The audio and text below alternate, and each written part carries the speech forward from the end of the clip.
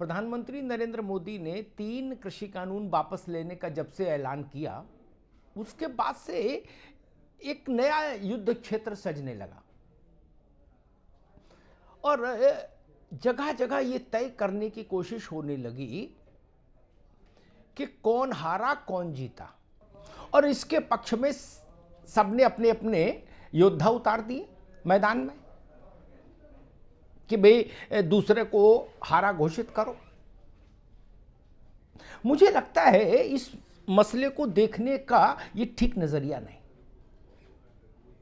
लोकतंत्र में जब भी लोक और तंत्र यानी व्यवस्था और जनता के बीच में किसी मसले पर टकराव हो जाए या जनता किसी मसले पर उद्वेलित हो जाए तो तंत्र को शालीनता के साथ अपने को पीछे कर लेना चाहिए। लोकतंत्र का मतलब ही ये है। तंत्र से बड़ा लोक, इसीलिए लोक पहले है। तंत्र लोक नहीं कहा गया, लोकतंत्र। लोकशाही, शाही पीछे, लोक पहले। जनतंत्र, जन पहले, तंत्र। कहीं भी किसी भी एंगल से देख लीजिए।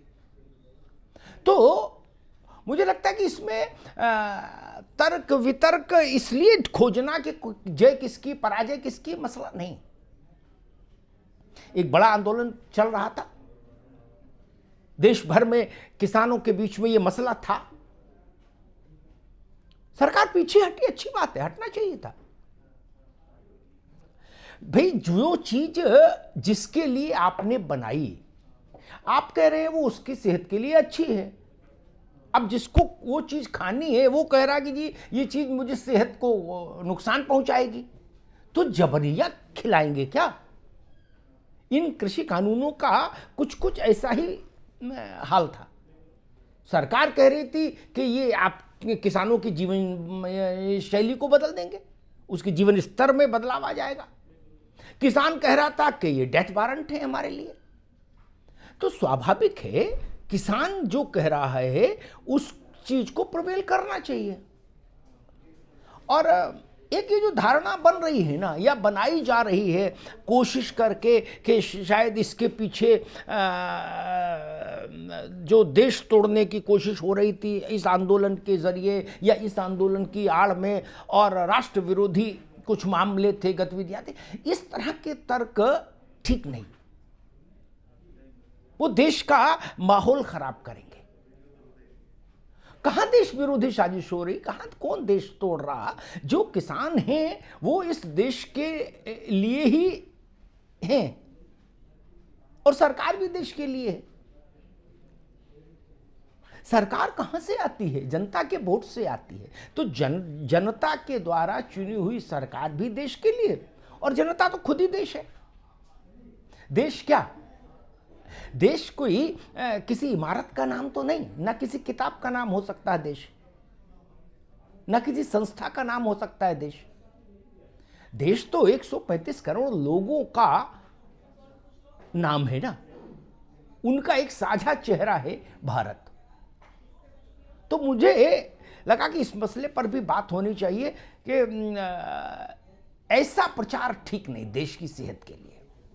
बहुत मुश्किल से एक कठिन समय इस देश ने पार किया है किसान आंदोलन के किसानों के आंदोलित होने के कारण। किसान यूनियन कहती हैं कि करीब 700 किसानों की कुर्बानी हो गई। छोटी बात है क्या? और एक चीज और कहूंगा, प्रेमचंद ने कहीं लिखा था, मुंशी प्रेमचंद ने, कि लोग कहते हैं कि धरना प्रदर्शन जुलूस से क्या हासिल। प्रेमचंद जी कहते हैं कि उससे यह पता लगता है कि हम जिंदा हैं। मैं कहीं देख रहा था एक आंकड़ा, बड़ा रोचक आंकड़ा। स्वतंत्रता के बाद से देश में छात्रों और किसानों से जुड़े लगभग 40 बड़े आंदोलन हुए, 40, और उनमें 36 आंदोलनों ने सफलता पाई।